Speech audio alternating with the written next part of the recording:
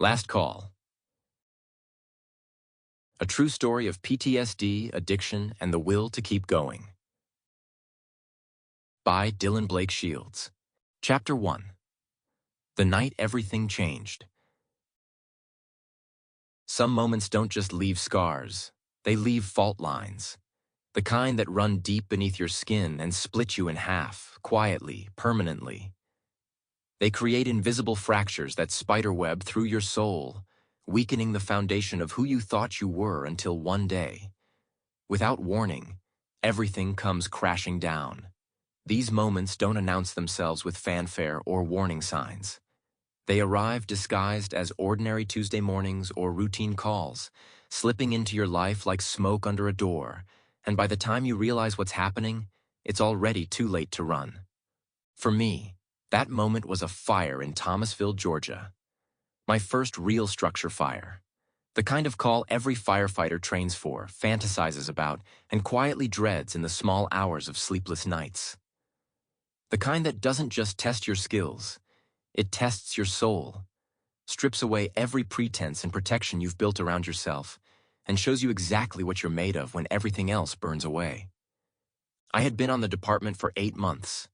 8 months of medical calls, car accidents, and false alarms. 8 months of wondering if I had what it took, if I would measure up when the real test came. 8 months of listening to the veterans tell their stories around the station kitchen table, their voices carrying the weight of smoke and loss, their eyes holding shadows I didn't yet understand. I thought I was ready. I thought I knew what courage looked like, what heroism meant, what it would feel like to save a life. I was wrong about everything. It was early morning when the tones dropped, that electronic wail that cuts through sleep and conversation and pulls you from whatever normal life you were living into something else entirely. Structure fire, confirmed entrapments.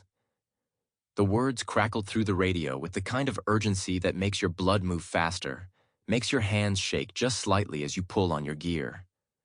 I was still new, still green, my turnout coat still stiff with newness, my helmet unmarked by the baptism of real fire. But that didn't matter. The job doesn't care how long you've been on the line, doesn't care if you're ready or not. When those tones hit, you go. You go because someone is counting on you, because someone's worst day is about to become your defining moment, because that's what you signed up for even if you didn't fully understand what that meant. We rolled fast, the engine screaming through the pre-dawn darkness, sirens cutting through the quiet neighborhoods where people were still sleeping, still safe in their beds, still believing that bad things happen to other people in other places. I sat in the back, checking my gear for the 100th time, running through procedures in my head, trying to calm the storm of adrenaline and fear that was building in my chest. The radio chattered with updates from dispatch, from the first units on scene, painting a picture that got worse with each transmission. Working fire, heavy smoke showing, possible victims inside. I could already see the glow on the horizon before we turned onto the street. That orange light that doesn't belong in the natural world, that speaks of destruction and desperation and time running out. It painted the low-hanging clouds with an unnatural brightness, a false dawn that promised only darkness. As we got closer, the glow grew stronger, more violent, until it dominated the sky like a malevolent sunrise. When we finally turned the corner, the full scope of the disaster hit me like a physical blow.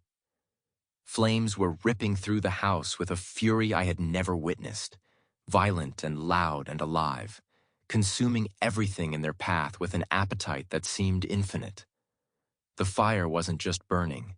It was feeding, growing, roaring with a voice that drowned out everything else. It was lighting the sky with the kind of orange that sears itself into your memory, the kind that you'll see behind your eyelids for years to come, the kind that makes you understand why ancient peoples worshipped fire as a god. The house was a single-story ranch, probably built in the 60s, with vinyl siding that was melting and curling away from the flames like skin. The windows were already blown out, black smoke pouring from every opening, thick and toxic and carrying the smell of everything a family had built. Sample complete. Ready to continue?